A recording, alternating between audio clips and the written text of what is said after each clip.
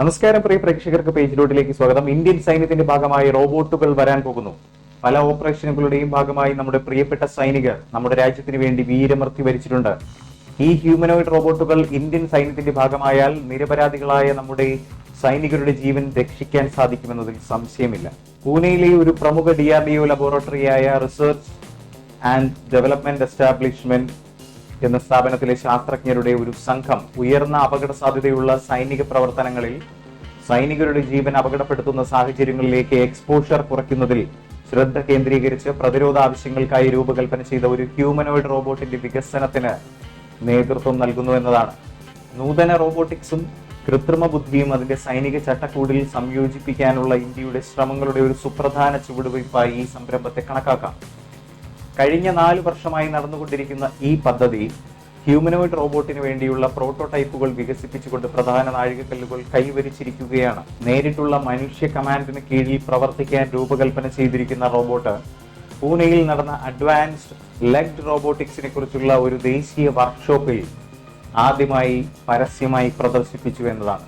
മനുഷ്യനെ പോലെയുള്ള ചലനത്തെയും ടാസ്ക് നിർവഹണത്തെയും അനുകരിക്കുന്നതിന് നൂതന സോഫ്റ്റ്വെയർ, സെൻസറുകൾ, ആക്യുവേറ്ററുകൾ എന്നിവ സംയോജിപ്പിക്കുന്ന റോബോട്ടിന്റെ സങ്കീർണമായ ഓപ്പറേറ്റിംഗ് സിസ്റ്റത്തെ ഈ പ്രദർശനം എടുത്തു കാണിച്ചു. സ്വന്തം താല്പര്യത്തിനനുസരിച്ചോ മനുഷ്യ ഓപ്പറേറ്റർമാരുമായി സഹകരിച്ചോ നിരവധി സങ്കീർണമായ ജോലികൾ നിർവഹിക്കാൻ ഹ്യൂമനോയിഡ് റോബോട്ട് രൂപകൽപ്പന ചെയ്തിരിക്കുന്നു. ഗോളാകൃതിയിലുള്ള റിവോൾ ജോയിന്റ് കോൺഫിഗറേഷനോടുകൂടി ഭാരം കുറഞ്ഞ നിർമ്മാണം വലിയ രീതിയിലുള്ള പ്രവർത്തന വഴക്കം നൽകുന്നു. മൈനുകൾ, സ്ഫോടക വസ്തുക്കൾ തുടങ്ങിയ അപകടകരമായ വസ്തുക്കൾ 2 കൈകളാലും കൈകാര്യം ചെയ്യാൻ ഈ റോബോട്ടുകൾക്ക് കഴിയുമെന്നത് ഇതിന്റെ വലിയൊരു സവിശേഷത തന്നെയാണ്. ഓഡിയോ വിഷ്വൽ പെർസെപ്ഷൻ, പലതരത്തിലുള്ള സെൻസറുകൾ, തന്ത്രപരമായ സെൻസിങ്ങിനായി വിപുലമായ ഡേറ്റ ഫ്യൂഷൻ കഴിവുകൾ എന്നിവ സജ്ജീകരിച്ചിരിക്കുന്നു. ഈ സവിശേഷതകൾ റോബോട്ടിനെ രാത്രിയും പകലും വീടിനകത്തോ പുറത്തോ അപകടകരമായ പരിതസ്ഥിതികളിലും ഫലപ്രദമായി പ്രവർത്തിക്കാൻ അനുവദിക്കുന്നു. ഘടനാരഹിതമായ ഭൂപ്രദേശങ്ങളിൽ നാവിഗേറ്റ് ചെയ്യുമ്പോൾ സ്ഥിരത, നിയന്ത്രണം, ബാലൻസ് എന്നിവയ്ക്കായി ബൈപെഡൽ സിസ്റ്റം രൂപകൽപ്പന ചെയ്തിരിക്കുന്നു.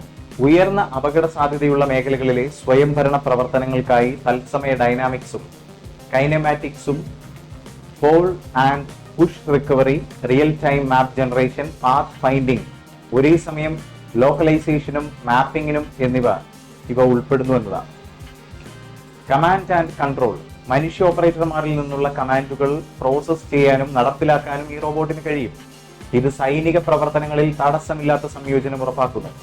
സുഗമമായ ടാസ്ക് നിർവഹണത്തിനായി ഉയർന്ന തലത്തിലുള്ള ബാലൻസിങ്ങും തത്സമയ വിവര പ്രോസസ്സിങ്ങും കൈവരിക്കുന്നു എന്നതാണ്. പ്രവചനാതീതവും ചലനാത്മകവുമായ യുദ്ധക്കള പരിതസ്ഥിതികളിൽ മികച്ച പ്രകടനം ഈ ഹ്യൂമനോയിഡ് റോബോട്ടുകൾ ഉറപ്പാക്കുന്നു. മനുഷ്യ സൈനികരോടൊപ്പം പ്രവർത്തിക്കാൻ കഴിയുന്ന ഒരു റോബോട്ടിക് പട്ടാളക്കാരനെ സൃഷ്ടിക്കുന്നതിനുള്ള വിശാലമായ ദർശനത്തിന്റെ ഭാഗമാണ് ഹ്യൂമനോയിഡ് റോബോട്ടിന്റെ വികസനം.